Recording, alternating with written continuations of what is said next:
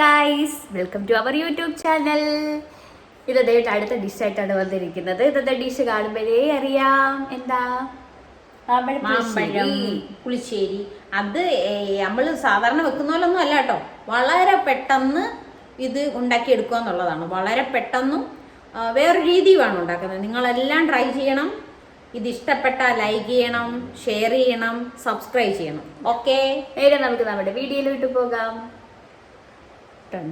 ഇത് നാടൻ നാട്ടുമാങ്ങ പഴുത്തതാണ്. എൻ്റെ ചേച്ചിയുടെ വീട്ടിൽ നിന്ന് കൊണ്ടുവന്ന കേട്ടോ. അടിപൊളി, എന്തൊരു മധുരമാണെന്ന് അറിയാവോ. പിന്നെ അതിന് വേണ്ട നമ്മൾ അരയ്ക്കാനായിട്ട് ഉള്ളി വേണം, ജീരകം വേണം, കുറച്ച് ഉലുവ, കുറച്ച് തേങ്ങ, ഇത്രയാണ് കറിവേപ്പില. ഇത്രയാണ് നമ്മൾ അരയ്ക്കാനായിട്ട് എടുക്കുന്നത്. മോരിന് നമ്മൾ അരയ്ക്കുമല്ലോ, മോരിന് അരയ്ക്കുന്ന പോലെ എടുക്കണം. അത് കഴിഞ്ഞിട്ട് നമ്മൾ കടു വറക്കാനായിട്ട് എടുക്കുന്ന സാധനങ്ങൾ പച്ചമുളക്, വെളുത്തുള്ളി, ഉള്ളി, ഇഞ്ചി, കറിവേപ്പില. അപ്പം നമുക്ക് സ്റ്റാർട്ട് ചെയ്താലോ? ഓക്കെ, എണ്ണ ഒഴിക്കാം കേട്ടോ. സ്റ്റൗ കത്തിച്ചു, എണ്ണ ഒഴിച്ചു. കടുകിടണം.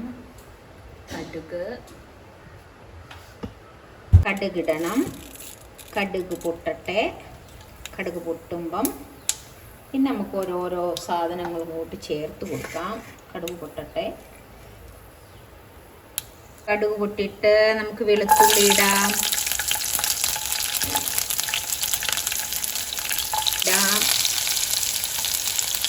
കൂട്ടത്തിൽ നമുക്ക് ഇഞ്ചി ഇടാം. ഈ പച്ചമുളക്, കറിവേപ്പില എല്ലാം ഇട്ട് ഇച്ചിരി ഒന്ന് മൂക്കണം കേട്ടോ. നമ്മൾ മോരിന് എടുക്കത്തില്ലേ, ആ സംഭവങ്ങളാണ്. അതിനകത്ത് നമ്മൾ ഉണ്ടാക്കുന്ന ഒരു രീതി കാണിച്ചു തരുവാണ്. കലത്തിനകത്തൊക്കെ ഇതൊക്കെ വേവിച്ച് ഒക്കെ ഉണ്ടാക്കുന്നത്.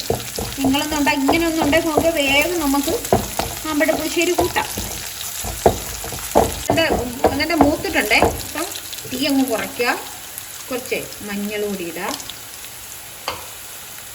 നമ്മൾ അരയ്ക്കുന്നതിനകത്ത് ഇച്ചിരി ഉലുവ നമ്മൾ ചേർത്തിട്ടുണ്ട്. അപ്പം അതിനകത്ത് കുറച്ച് ഉലുവാപ്പൊടിയും കൂടെ കുറച്ച് മതി കേട്ടോ, കുറച്ചിടുക. നല്ലതായിട്ട് ഇളക്കി കൊടുക്കുക. ഒരു സ്പൂൺ മുളക് പൊടി ഇടുക. നന്നായിട്ട് ഇളക്കി കൊടുക്കുക. ഇനി എന്താണെന്ന് അറിയാമോ, നമ്മുടെ മെയിൻ സാധനം അങ്ങോട്ട് തട്ടുക. അങ്ങനെയുണ്ട്. അങ്ങോട്ട് കിടന്നിട്ട് റെഡിയാവണം. നമ്മൾ അരച്ചൊക്കെ വരുമ്പോഴത്തേക്കും ഇത് റെഡിയാവും. അങ്ങനെ അങ്ങോട്ട് കിടന്നിട്ട് റെഡിയാവണം.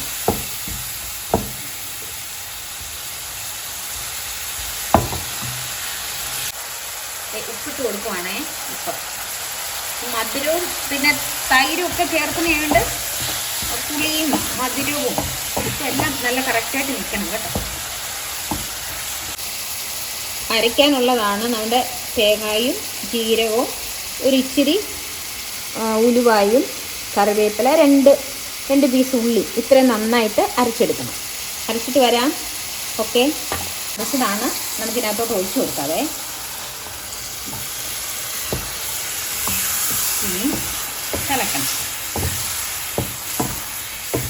ഒക്കെ വേണം നമുക്ക് ചേർക്കണം. അപ്പം തന്നെ നമുക്ക് വേണമെങ്കിൽ ഇച്ചിരി വെള്ളം ചേർക്കുകയോ, എത്ര ആവശ്യമുള്ള ഇത്രയും വെള്ളം ചേർക്കുകയോ ഒക്കെ ചെയ്യണം കേട്ടോ. ഉപ്പുണ്ടോ നോക്കണം.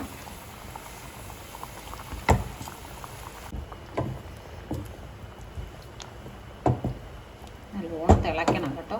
തിളച്ചിട്ട് നമ്മൾ ഓഫ് ചെയ്ത് വെച്ചിട്ട് മോരൊഴിക്കാം. മോരല്ല, തൈര്. മോരായാലും കട്ടിക്ക് തൈര് ഉടച്ചിട്ടങ്ങ് ഒഴിച്ചാലും മതി. തിളക്കട്ടെ അല്ലേ?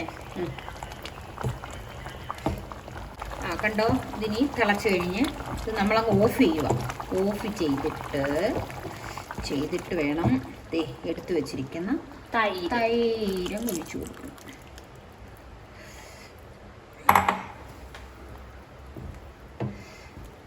മാമ്പഴം മൽഗോവ മാമ്പഴം.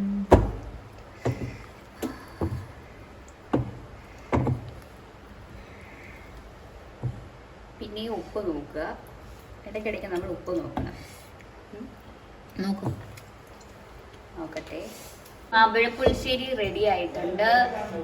ഇനി ചൂട് ചോറും മാമ്പഴപ്പുളിശ്ശേരിയും കൂടെ ടേസ്റ്റ് ചെയ്ത് നോക്കാം അല്ലേ. കൊതി വരുന്നത്. അതേണ്ട ഞാൻ നല്ല ചൂട് ചോറ് എടുത്തോണ്ട് വന്നിട്ടുണ്ട്. ചൂട് ചോറും മാമ്പഴപ്പുളിശ്ശേരിയും ഇച്ചിരൂടെ ഒഴിക്കാം.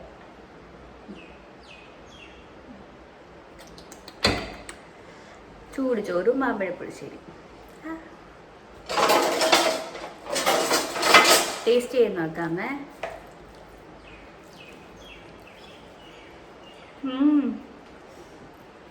നല്ല നല്ല മധുരമുണ്ട്.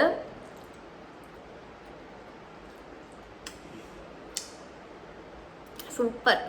നല്ല മധുരമുണ്ട്, പുളിയുണ്ട്, നല്ല കട്ട തൈരിൻ്റെ ആ ഒരു പുളിയും വരുന്നുണ്ട്.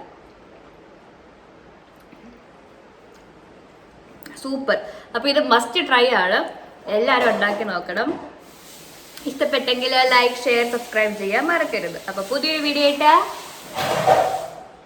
ഇനിയും കാണാം. ബൈ.